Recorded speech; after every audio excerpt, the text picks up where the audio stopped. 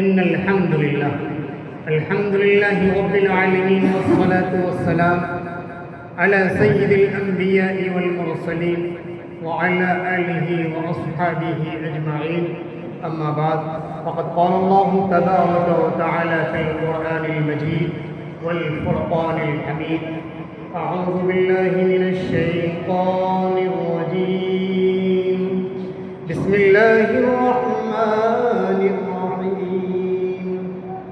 إن صلاتي ونسكي ومحياي ومماتي لله رب العالمين.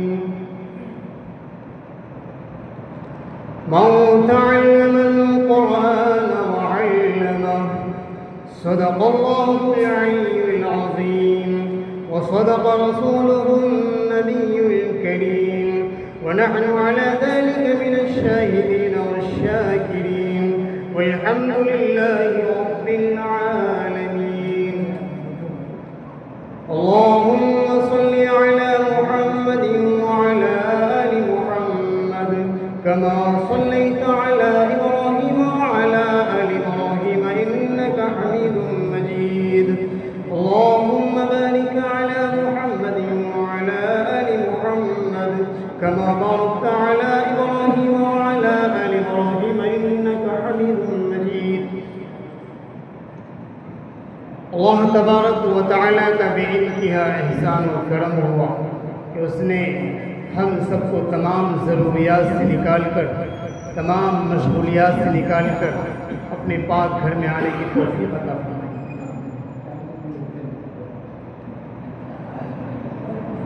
نوجوان دوستو،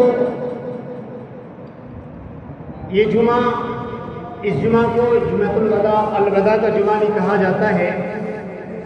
الوداع یعنی رمضان کی آخری جمعے کو الوداع جمعہ کہا جاتا ہے.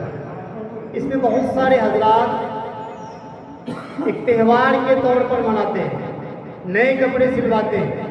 حالانکہ ایسا کچھ بھی نہیں ہے. آپ جو رمضان میں جو جمعہ پہلے گزرا ہے وہی فضیلت اس جمعے میں ہے. بس الوداع اس لیے کہا گیا ہے. اب رمضان میں، اس رمضان میں اب جمعہ آنے والا نہیں ہے، یعنی جو جمعہ آئے گا وہ رمضان کے بعد آئے گا، اس لیے ان کو الوداع کا جمعہ کہا جاتا ہے. گزشتہ رمضان میں ہمارے ساتھ بہت سارے حضرات ایسے ہوں گے جو ہمارے ساتھ نمازیں پڑھے ہوں گے، تراویح پڑھی ہوں گی، تسبیحات وغیرہ، اذکار وغیرہ پڑھے ہوں گے. ہر کام ساتھ کیا ہوگا رمضان میں دین کے اعتبار سے، لیکن وہ اس رمضان میں نہیں ہے. میرے محترم بزرگوں اور دینی بھائیوں، رمضان بہت بابرکت مہینہ ہے. بخشش کا جو معاملہ ہوتا ہے وہ رمضان دیا جاتا ہے. اللہ تبارک و تعالی رمضان کے مہینے جس کو دے دیے ہیں ان کی موت ہو گئی. ہم میں سے بہت سارے حضرات ایسے تھے. اب ہم میں سے ایسے ہیں جو بھی رمضان میں ہیں، ساتھ ہیں، نماز پڑھ رہے ہیں. کیا پتہ آنے والے رمضان میں وہ نہ ہو. اس لیے جو رمضان ہمارا گزر چکا ہے، ابھی جو فی الحال دن باقی نہیں ہے، کچھ وقت باقی ہے، اس کی قدردانی کریں. میرے محترم بزرگوں اور دینی بھائیوں، آپ صلی اللہ علیہ وسلم جب مسجد میں تشریف لائے، صحابہ کرام سے عرض کیا ایک جگہ اکٹھے ہو کے بیٹھ جائیں اور مل جل کر کے بیٹھیں. پھر آپ جب پہلے منبر پر قدم مبارک آپ نے رکھا تو آپ نے کہا آمین. پھر اسی طریقے سے جب آپ نے دوسرے منبر پر قدم مبارک رکھا پھر آپ نے کہا آمین. اسی طریقے سے جب آپ نے تیسرے منبر پر اپنے قدم مبارک کو رکھا پھر کہا آپ نے آمین. تو صحابہ کرام رضی اللہ تعالیٰ عنہ جب آپ خطبے سے فارغ ہو گئے تو صحابہ کرام پوچھنے لگے ہم نے کبھی ایسا منظر نہیں دیکھا تھا کہ جب آپ منبر پر تشریف لے جا رہے ہوں اور جب قدم مبارک رکھ رہے ہوں اس وقت آپ آمین کہہ رہے ہیں۔ تو آپ علیہ السلام نے کہا، میرے پاس جبرائیل علیہ السلام آئے تھے، تو اس نے کہا ہلاک ہو وہ شخص جس کے سامنے میں رمضان المبارک آئے، بابرکت مہینہ آئے، اس میں انہوں نے اپنی مغفرت نہ کروائی ہو، اس مہینے میں انہوں نے اپنی بخشش نہ کروائی ہو۔ اتنا بابرکت، اتنا فضیلت والا مہینہ، اس میں انہوں نے اس مہینے کو فضیلت نہ سمجھا ہو، ہلاک ہو جائے وہ شخص۔ اس لیے میں نے کہا تھا آمین۔ اسی طریقے سے میں نے دوسری منبر پر جب قدم مبارک رکھا تھا، میں نے آمین جو کہا تھا، جبرائیل علیہ السلام نے کہا ہلاک ہو وہ شخص جب آپ پر آپ کے نام کا ذکر ہو کسی مجلس میں، کسی محفل میں، تو آپ کے نام پر درود نہ بھیجے۔ یعنی جب نبی علیہ السلام کا نام آئے تو صلی اللہ علیہ وسلم کہنا چاہیے۔ چھوٹی سی درود شریف ہے، اسے پڑھنے سے نبی علیہ السلام کو درود بھیج رہے ہیں۔ جبرائیل علیہ السلام نے کہا ہلاک ہو وہ شخص جب آپ کا نام لیا جائے تو آپ پر درود نہ بھیجے۔ جب میں نے تیسری منبر پر قدم مبارک رکھا تو جبرائیل علیہ السلام کہنے لگے ہلاک ہو وہ شخص جن کے ماں باپ بڑھاپے کی عمر میں پہنچ جائے اور وہ شخص ماں باپ کی قدردانی نہ کر سکے، جنت حاصل نہ کر سکے، ماں باپ کا ادب و احترام نہ کر سکے، ہلاک ہو شخص۔ یعنی یہ تین شخصوں کے بارے میں نبی علیہ السلام جب آمین کہے تو وہ ایسا نہیں ہو سکتا وہ دعا قبول نہیں ہو۔ وَقَضَىٰ رَبُّكَ أَلَّا تَعْبُدُوا إِلَّا إِيَّاهُ بِالْوَالِدَيْنِ إِحْسَانًا۔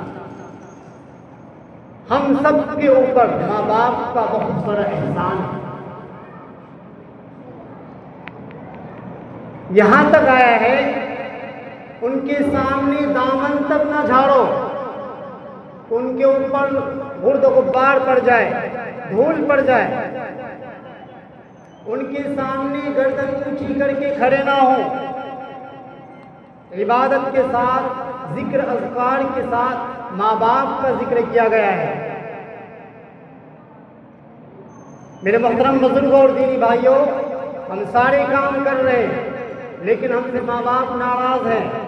نماز پڑھ رہے ہیں، حج عمرہ کر رہے ہیں، زکوٰۃ ادا کر رہے ہیں، صدقہ دے رہے ہیں، لیکن ماں باپ ناراض ہیں، تو اس صدقے سے، اس زکوٰۃ سے، اس نماز سے ہمارا کوئی فائدہ نہیں ہے۔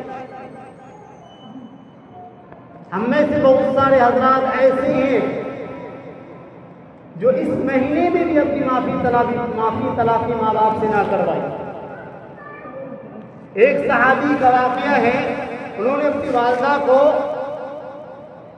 بیت المقدس میں پورا عمرہ کروایا، پورے چکر گھموائے، تو اس نے پوچھا کیا میں نے ماں کا حق ادا کر لیا؟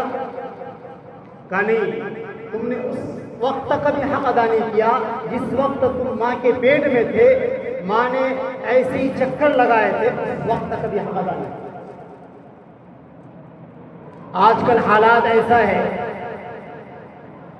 جب بچے بڑے ہو جائیں، کمانے کے لائق ہو جائے، ان کی شادی ہو جائے تو ماں باپ کو بھول جاتے ہیں۔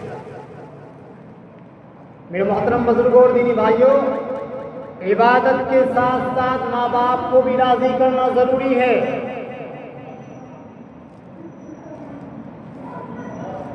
شراب پینے والوں کی مغفرت نہیں ہوگی۔ اب اس نے نشہ کر رکھا ہو، شراب پی رکھا ہو، شراب کے نشے میں نہ تو صحیح طریقے سے نماز ادا کر سکتا ہے، نہ تو صحیح طریقے سے ماں باپ کی فرمانبرداری کر سکتا ہے، نہ تو صحیح طریقے سے کسی نیک کام کو انجام دے سکتا ہے۔ میرے محترم بزرگوں اور دینی بھائیوں، بہت سارے حضرات ایسے ہیں جو اپنی غلطی پر بھی شرمندگی نہیں محسوس کرتے۔ ہمارا اتنا قیمتی مہینہ چلا گیا، آج 30واں روزہ ہے۔ میرے محترم بزرگوں، دینی بھائیوں، بہت سارے حضرات ایسے کہتے ہیں ہماری دعا قبول کس وقت ہوگی؟ آپ کے دل سے جو بات نکلے، آپ جو اللہ تبارک و تعالیٰ سے مانگ رہے ہیں، یہ سمجھیے کہ جب اللہ تبارک و تعالیٰ آپ کے دل میں بات ڈال رہے ہیں، جبھی آپ اللہ تبارک و تعالیٰ سے مانگ رہے ہیں، تو آپ کی قبولیت کی گھڑی سب سے بڑی یہی ہے۔ جو دعائیں آپ کی قبول دنیا میں نہیں ہو رہی ہیں، وہ دعا آپ کی آخرت میں قبول ہوگی۔ جب آپ کو پتہ چلے گا آخرت میں جو دعا قبول ہوگی، تو آپ یہ کہیں گے کاش میری دعا دنیا میں قبول نہیں ہوتی، وہی دعائیں ہماری آخرت میں قبول ہوتی، آخرت کے لیے تو بہت بڑا نفع کا کام کرتا۔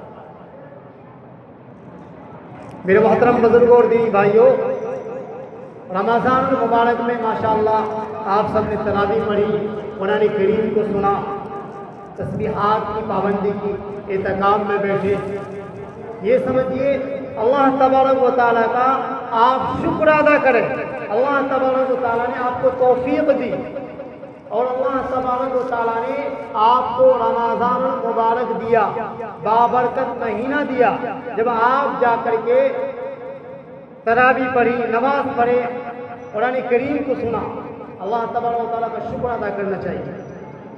اسی طریقے سے ہمیں اللہ تبارک و تعالیٰ سے توبہ استغفار کرنی چاہیے اس چیزوں کی کہ رمضان المبارک کے مہینے میں ہم سے جس قدر حق ادا ہونا چاہیے تو اس طرح حق ادا نہیں ہو پایا، ہم سے کوتاہی ہوئی، کوئی کمی ہوئی، نماز میں کمی ہوئی، تراویح پڑھنے میں کمی ہوئی، لوگوں کا لین دین میں کمی ہوئی۔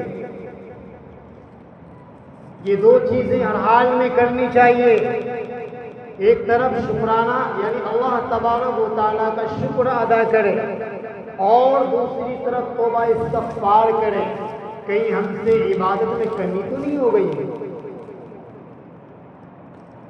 ابھی ماشاءاللہ مسجدیں بھری ہوئی ہیں، کل آپ ظہر کے وقت دیکھنا ایک سب نمازی نہیں ملیں گے آپ کو۔ کیا پورے سال میں صرف رمضان میں کھانا کھاتے ہیں؟ میرے محترم بزرگوں اور دینی بھائیوں، جس طرح ہم نے رمضان المبارک میں مسجد کو بھر رکھا ہے نماز کی حالت میں، اسی طریقے سے ارادہ کریں، مصمم ارادہ کریں، اللہ تبارک و تعالیٰ کو حاضر اور ناظر سمجھ کر کے ارادہ کریں کہ انشاءاللہ جس طریقے سے ہم نے رمضان المبارک میں نماز کی پابندی کی ہے، اسی طریقے سے ہم پوری سال نماز کی پابندی کریں گے انشاءاللہ۔ دل سے ارادہ کریں، دل سے وعدہ کریں، آپ کے ارادے کو اللہ قبول کر لے گا۔ آپ ارادہ کریں گے دل میں، ارادہ کرنے سے پہلے آپ کے قبول ہو جائے گی، لیکن دل سے کریں گے جب۔ اس لیے میرے محترم بزرگوں، اب بھی وقت ہے، ہم میں سے کسی کے والدین ناراض ہیں ان سے معافی تلافی کر لیں۔ وقت کا پتہ نہیں ہے، کیا پتہ ہم سے پہلے ہماری والدہ چلی جائے، یا والدہ سے پہلے یا والد سے پہلے ہم چلے جائیں، جنت سے محروم ہو جائے۔ جنت کا سب سے اعلیٰ ترین دروازہ، سب سے بہترین دروازہ والد محترم ہے۔ ہمارے سامنے جنت ہے، ہم جنت مدرسوں میں، مسجدوں میں جا کے تلاش کرتے ہیں، جو ہمارے سامنے گھر پہ اس کی قدردانی نہیں کر رہے۔ بوڑھے ماں باپ در در بھٹک رہے ہیں، جن کے اوپر زکوٰۃ واجب نہیں، فطرہ واجب نہیں ہے، وہ فطرہ لے رہے ہیں۔ کیوں لے رہے ہیں؟ ان کو بیٹا نہیں دیکھ رہا ہے، بیٹا خرچ نہیں دے رہا ہے، ان کی مجبوری بن گئی ہے۔ جن کے گھر میں جوان بچے ہو، کمانے والے ہو، ان کو کیا ضرورت پڑی ہے دوسروں سے بھیک مانگنے کی، دوسروں سے پیسے لینے کی؟ آپ بھی کل چل کے کسی کے والد محترم بنیں گے، جیسا کرنی ویسا بھرنی۔ اگر آپ نے اپنے بچے کو پریشان کیا ہوگا، اگر آپ نے اپنے والدین کو پریشان کیا ہوگا، والد محترم کو پریشان کیا ہوگا، تو آپ کے بچے بھی کل چل کے آپ کو پریشان کریں گے۔ ایک صحابی کا واقعہ ہے، اپنے والد محترم کو پٹائی کرتے کرتے ایک پیڑ آ گیا، کہا بیٹے بس رہنے دو، میں نے بھی اپنے پہلے کا معاملہ میرا اسی طریقے سے، یعنی ادلا کا بدلہ دنیا میں اللہ تبارک و تعالیٰ دے دیتے۔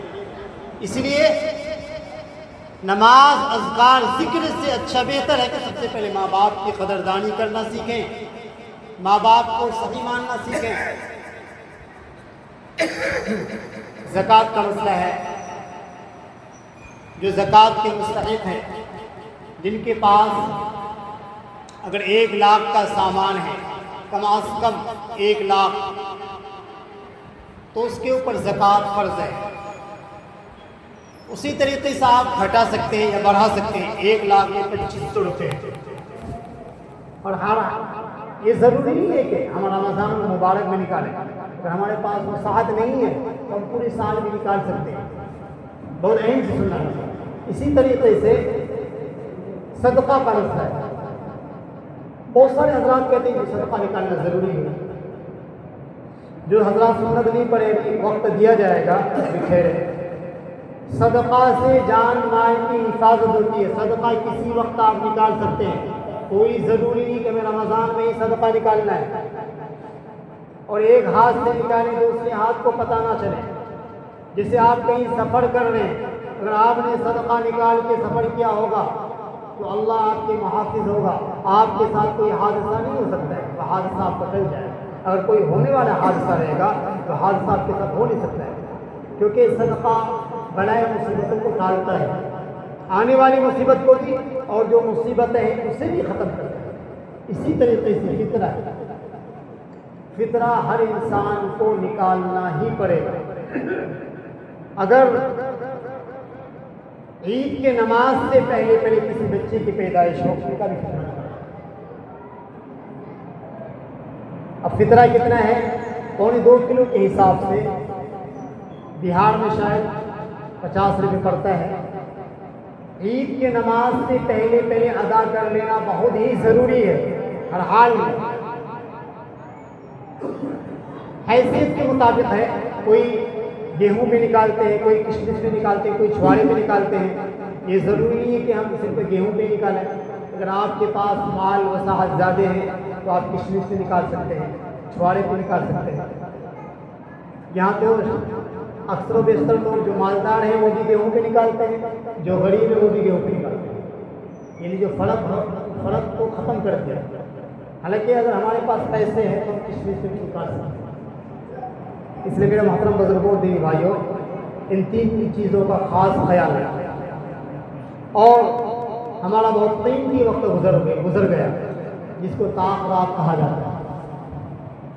اس میں بہت سارے کچھ ہم نے کھو دیا، بہت سارے کچھ ہم نے پا بھی لیا، لیکن ابھی جو کچھ وقت باقی ہے، اس میں دل جوئی کے ساتھ توبہ استغفار کی پابندی کریں، کیونکہ ابھی جو عشرہ چل رہا ہے یہ جہنم سے نجات کا عشرہ چل رہا ہے،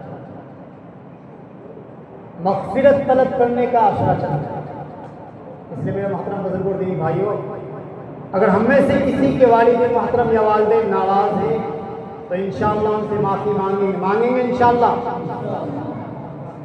اور جتنا ہم نے روزہ رکھا ہے اللہ ان روزوں کو قبول کرے، اس طریقے سے ہمیں دعا کرنی ہے۔ اور دوسری بات ہے توبہ استغفار کرنا ہے کہ ہم سے جو کمی کوتاہی ہوئی اللہ اسے بھی معاف فرما۔ والدین کے لیے والد محترم کے لیے رب ارحمہما کما ربیانی صغیرا، اس آیت کو پڑھا کریں، ان کے لیے دعا کریں، اللہ ان کی عمر میں برکت عطا فرمائے۔ ایک مدرسے والے آئے ہوئے دارالعلوم عفیفیہ سورجا پور گاؤں پڑتا ہے، جو حضرات فطرہ جن کے باقی ہیں وہ لکھوا سکتے ہیں، اسی طریقے سے صدقہ بھی دے سکتے ہیں، اور زکوٰۃ کا جو معاملہ ہے اگر کوئی نکالنا چاہتے ہیں تو زکوٰۃ بھی نکال سکتے ہیں۔